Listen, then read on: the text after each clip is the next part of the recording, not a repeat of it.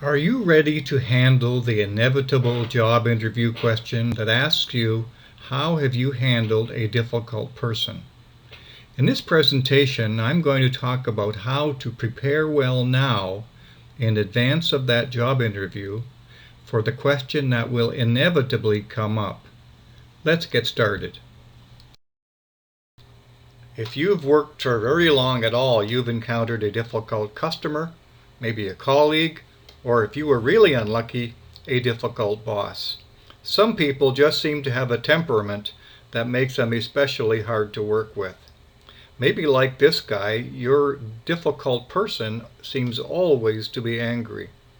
But sooner or later in a job interview, somebody's going to ask you to tell them the story about how you handled a difficult person.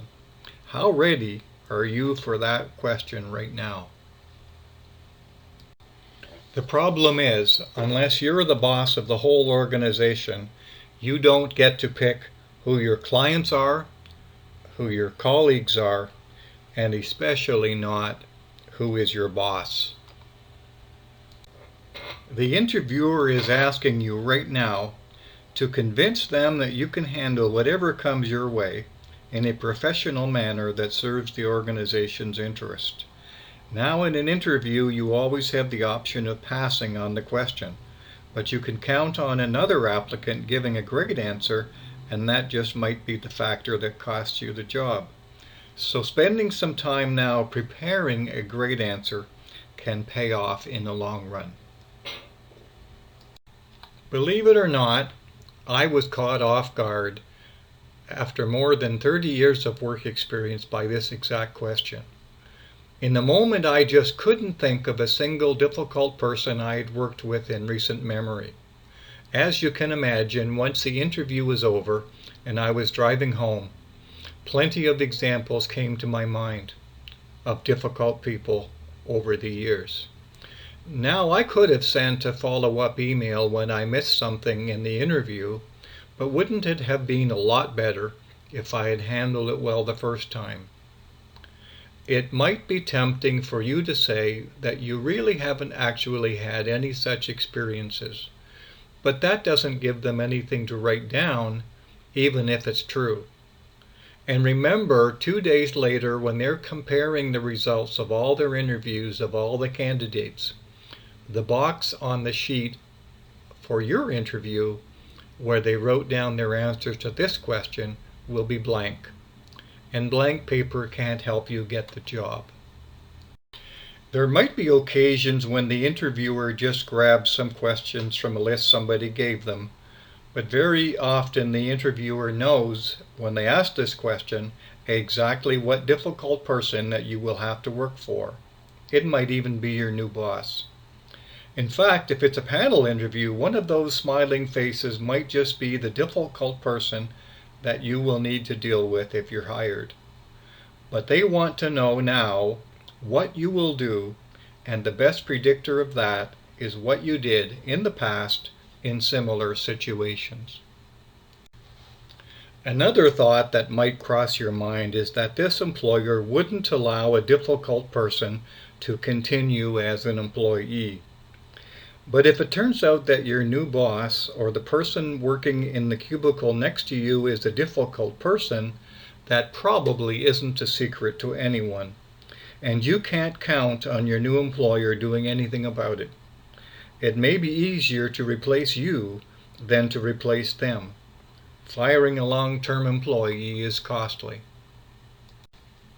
So you need a story that tells the employer how you successfully and productively worked with somebody difficult in the past. Don't mention names or even the company. They don't want you telling their stories with your next employer, so they don't want to hear yours about your last employer. This is not your chance to unload on how unhappy you were in your last job. Only positive stories are appreciated here. And that brings us to the next possibility, which is that you actually don't have a good story, where you briefly describe a situation that was a problem, then you took the initiative to address the problem, and how it all worked out to everyone's benefit. If you don't have such a story, you still have time to get one before your next job interview. If you don't think you know a difficult person, then ask somebody else to introduce you to one. Hopefully they don't say it's you. But somehow or other you need to have a successful experience that you can tell about. If you just naturally get along with everybody, then you probably haven't listened this long. But if you're not already skilled at consistently handling difficult people in a way that serves your employer and you, it is time to learn now. I'm suggesting that you start with a strategy. There are lots of courses you can take, books that you can read, or videos that you can watch. And by doing that, you'll develop some understanding of different ways that you can approach this problem and choose one that you like the best. It's important to find a strategy that fits you. If you are an introvert or even somewhat timid, you need a different strategy than someone who has a strong, forceful personality. Remember that whatever you do, you will still be there in the same workplace after you implement your plan. If you're thinking that all of this sounds like a lot of work to answer a simple interview question, you're right. It is. But it's about much more than that. It's about becoming very good at something you're not already very good at, and that never comes easily. I'm encouraging you to take this skill seriously because it can pay off significantly as your career progresses. Now that you've got at least one good story that you could share in a job interview, you need to tell that story clearly, credibly, and succinctly. You should target for 60 seconds, but definitely not exceed 90 seconds. If the interviewer wants to hear more detail after you've done that, by all means comply. It's also very important to stress how your handling of the situation benefited the employer. The difficult customer became a loyal customer, or you worked with a difficult boss and you still have a great relationship. By the time you've finished your story in 60 seconds or a little more, they will understand exactly what you will do when they put you alongside their difficult person. They're trying to visualize now how you will handle it then, and your job in this interview is to make it easy for them to trust that you will do it remarkably well. Whenever you tell a story in any job interview, emphasize what you learned from the experience. Nobody expects you to handle everything perfectly the first time, but they want to know that you can learn.